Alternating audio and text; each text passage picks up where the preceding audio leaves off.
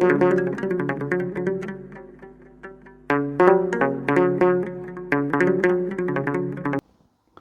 አብ ወወልድ ወመንፈስ ቅዱስ አሐዱ አምላክ አሜን።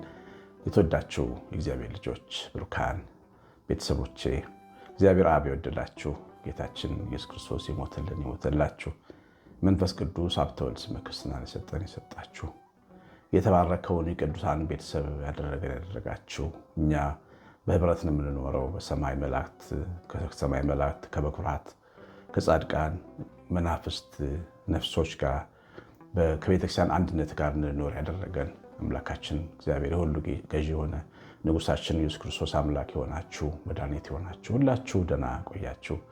ሁሉን የሚችል አምላክ ክብር ምስጋና ይገባዋል። እግዚአብሔር ልጆች እንደ ሰብአ ሰገል የሚለው መርሃ ግብራችንን ጀምረናል። ዛሬ ማታ እንደዚሁ እንቀጥላለን። እንድትሳተፉ እንድትመጡ ወርቅ ዕጣን ይዛችሁ ከርቤ ይዛችሁ ወደ እመቤታችን እንዲሁ ወደ መድኃኔዓለም ወደ ሕፃኑ እንድትመጡ አጋፔ ቤተሰቦች ፕሮግራም ነው። የፕሮግራም በዋናነት በእኛ የሚሰራ ነው። ይህን ትልቅ በረከት እንድትሰሩ ዝቅ ማለት ይፈልጋል። ቀላል ነገር አይደለም። ሰብአ ሰገል ወደ በረት ሲገቡ ትልቅ ሰዎች ናቸው፣ የጥበብ ሰዎች ናቸው፣ ነገስታትም ናቸው። ግን በትልቅ ግመል ላይ የመጡት ወርቅ ይዘው የመጡ ሰዎች ግን ዝቅ ብለው በረት ውስጥ ነው የገቡትና እንደሱ መሆን ትልቅ ነገር ነው። በርቱ። 9114138 ስልኬ ነው። ዋትሳፕ፣ ቴሌግራም ላይ ያለው የምታረጉትን በረከት አሳውቁኝ። እግዚአብሔር እናንተን ዘራችሁን ይባርክ። ዛሬ በተለየ ሁኔታ ከስሜት የተነስቼ ነው ማስተማር የፈለግኩት። አንዳንድ ጊዜ እኛ አገልጋዮች የምንፈተንባቸው ፈተናዎች አሉ። የመጀመሪያዎች ፈተናዎች ዝም ብሎ ብቸኝነት ስሜት እንዲሰማን፣ ማንም አጠገባችን እንደሌለ እንዲሰማን የምንሆንበት ጊዜ አለ። የምንናገረው የማይደመጥ እና የምንሰራው ማይከናወን የሚመስለኝ ጊዜ አለ። ብዙ አገልጋዮች የእግዚአብሔር አገልጋዮችን ቀረብ ብላችሁ ብትጠይቋቸው ይሄ ስሜት ፈተና አለባቸው። ስሜታዊ ፈተና የሚመጣው በልባችን ሀሳብ በማስገባት ከሚዋጉን መናፍስት ነው እና ከእግዚአብሔር ሀሳብ ከእውነትና ከሁኔታው ጋር የሚገናኝ አይደለም እና ውስጣችን ከሚገቡት መጥፎ ጨለማ ድምፆች ነው የሚመጣው እና ይሄ የቀሲስ አሸናፊ ብቻ አይደለም ችግሩ። የብዙዎቻችን የብዙ አገልጋዮች የትልቅ አባቶቻችን ጭምር ነበረ። ለምሳሌ አባት አብርሃም በዚህ አይነት መንፈስ ይፈተን ነበረ። በእግዚአብሔር ላይ አምኖ የወጣ ጨካኝ ሰው ነው። ለእግዚአብሔር ያለውን እምነት በቃ በጭካኔ ያሳየ ሰው ነው። ልጁን አጋድሞ ለመሰዋት ወደኋላ ያላለ ሰው ነው። እንግዲህ አብርሃም ማን ይወዳደረዋል በእምነት? ግን ደግሞ የሆነ ቀን ደግሞ ሲተክስ ታዩታላችሁ እና ከዘፍጥረት መጽሐፍ በጣም የሚያስገርመኝ ክፍል ዘፍጥረት ምዕራፍ 15 ነው። አብርሃምም ቆዘመ።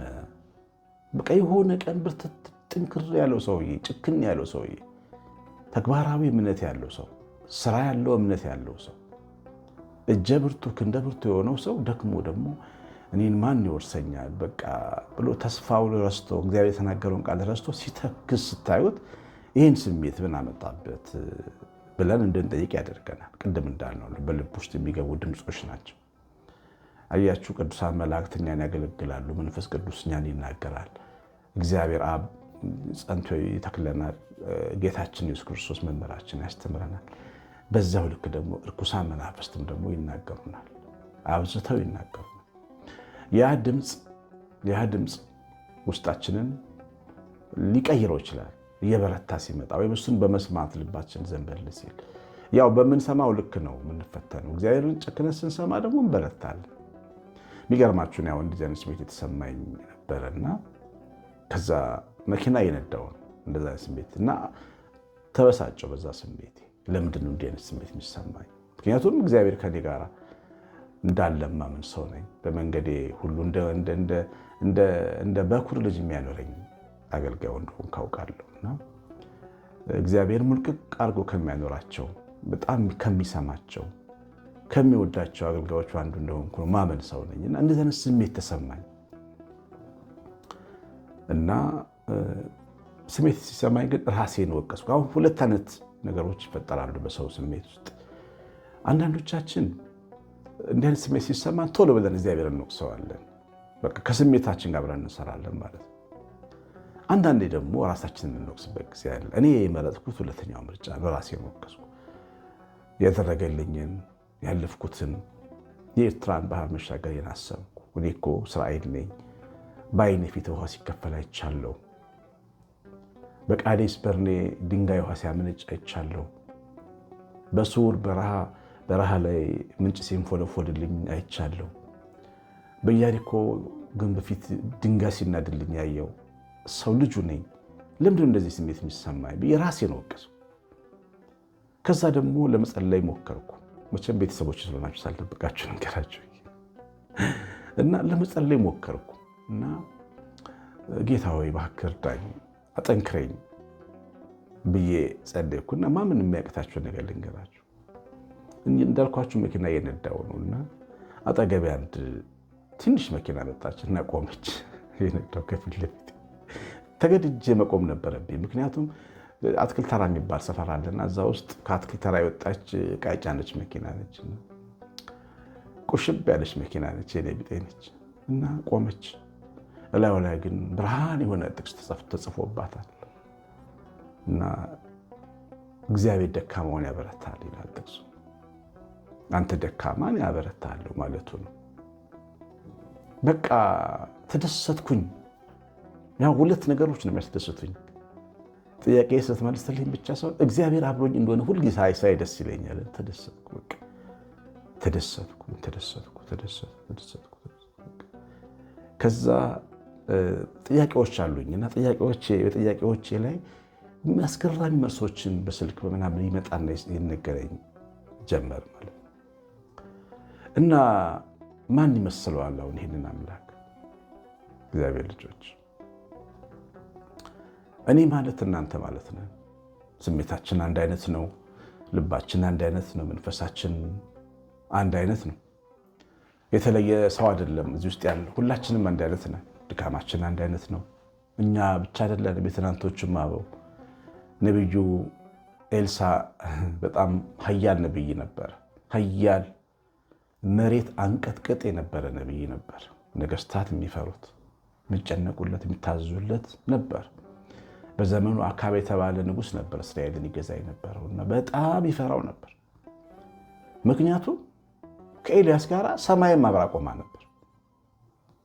ኤልያስ ከብስጭቱ የተነሳ ሰማይን እንዳዘንብ ሲላት እንዳዘንብ ሆነች ማለት 3 ዓመት ተኩል። ከዚህ ሰው በላይ የሚፈራ ማን ነው?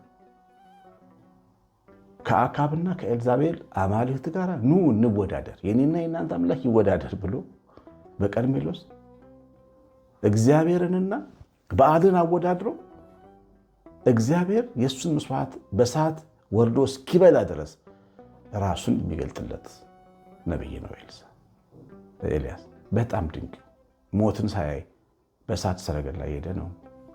ግን የሚገርማቸው አሁን የምለው ስሜት የተሰማው የነበረ ሰው ትልልቆቹም በእሳት ሰረገላ የተቀመጡትም ሳይቀር የተሰማቸው ስሜት ነው። ስሜት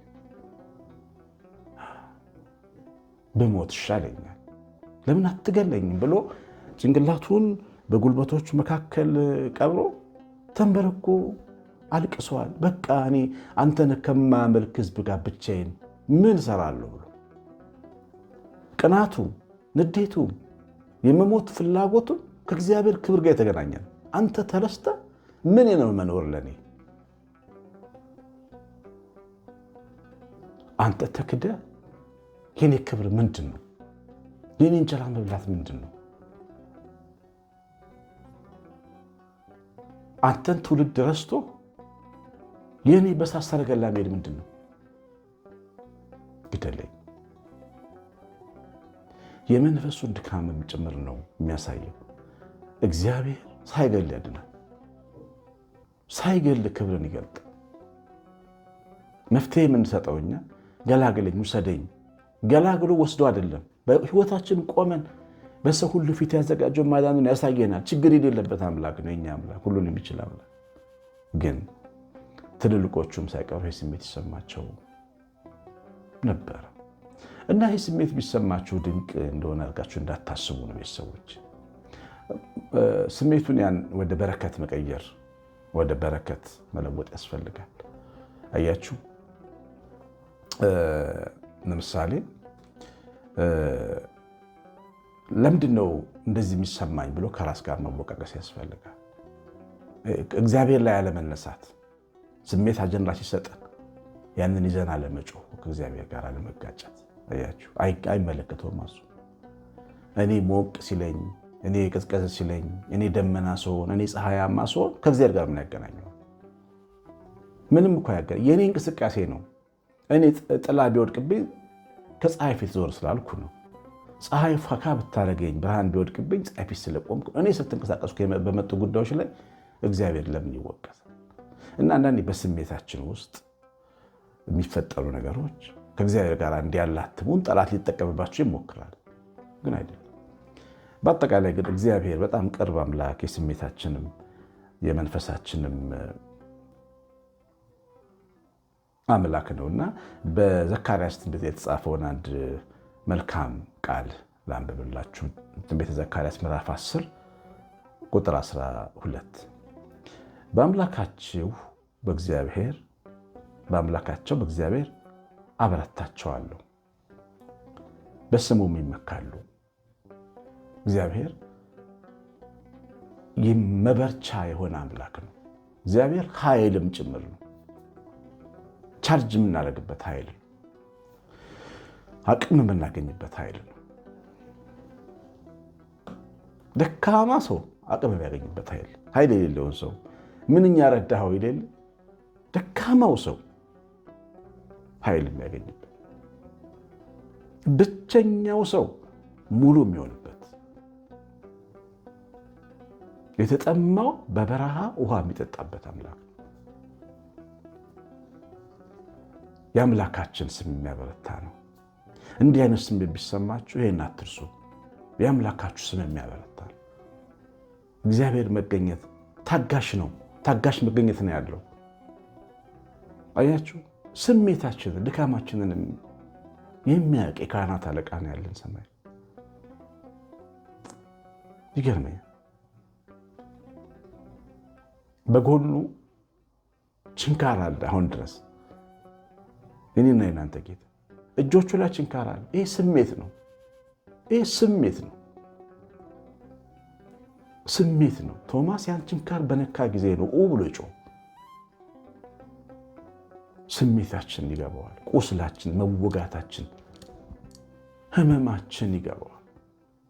እጃችሁ የተወጋባችሁ፣ ስራችሁ የተበላሸባችሁ፣ ጎናችሁ፣ ትዳራችሁ የተወጋባችሁ፣ ልባችሁ በወረግ የተወጋባችሁ፣ በጠላትም በስሜትም በውስጥ መረበሽ ውጊያ የተወጋችሁ ለብዙዎቻችን ህመም ምትክ ነው። ያ ችንካር ይሰማዋል። የኛ ድካም ይመልስልናል፣ ይረዳናል። እንደ ሐሳባችን አይጨክንም፣ እንደ ልባችንም በእኛ ላይ ያበራል። እኛም ጠጋ ስንለው ለሱ ወይ ጌታ ወይ አምላኬ ብለን ነው የምንጮህ። እንደ ቶማስ ተገርመን ነው የምንጮህ። መልካምነቱ አሳፍሮን ነው የምንጮህ። እናፍራለን። የእግዚአብሔር መልካምነት ያሳፍራል። ትክክል ነኝ እንኳን ብንል እናፍራለን በፊቱ። እጅግ ንጹህ መልካምነት ነው እግዚአብሔር ያለው። ከኛ ከደፈረሰ ፍላጎት መሻ ከሚገለባበት ስሜታችን ጋር ፈጽሞ የማይሄድ መልካምነት ነው ያለው። ስለዚህ ያ መልካምነት ጥልቅ መልካምነት ስለሆነ ጌታዬ አምላኬ ያለን እየጮህን የምናመልከው የምንከተለው ነው የሚያደርግ እና ምን እንደገባችሁ አላውቅም። እኔም ይህን ትምህርት ከዘጋው በኋላ ተመልሼ በዚህ ንግግር ውስጥ እግዚአብሔር እንደተናገረ እሰማለሁ፣ አዳምጣለሁ። ጻፉልኝ እስቲ ምን ተማራችሁ? ምን ገባችሁ? ምን ተረዳችሁ? እግዚአብሔር ቸርነት ውስጥ ምን አያችሁ?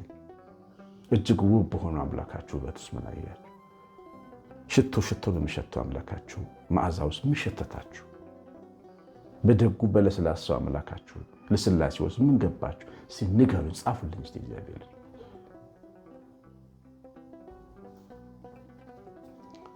ባርካችሁ። እግዚአብሔር ቸርነት የእናታችን የእመቤታችን ረድኤት በረከት የመላእክት ጥበቃ አብሮን ይሁን። እንደ ሰብአ ሰገል መርሐ ግብራችን ማታ እንገናኛለን። ኑ ወርቅ ይዛችሁ፣ ዕጣን ይዛችሁ፣ ከርቤ ይዛችሁ ለዚህ ደግ አምላክ ቤቱን እንስራለን። እግዚአብሔር ቤት ነው የሚሰራውና ኑ። እግዚአብሔር ባርካችሁ። ቀሲስ አሸናፊ ነኝ። ሰላም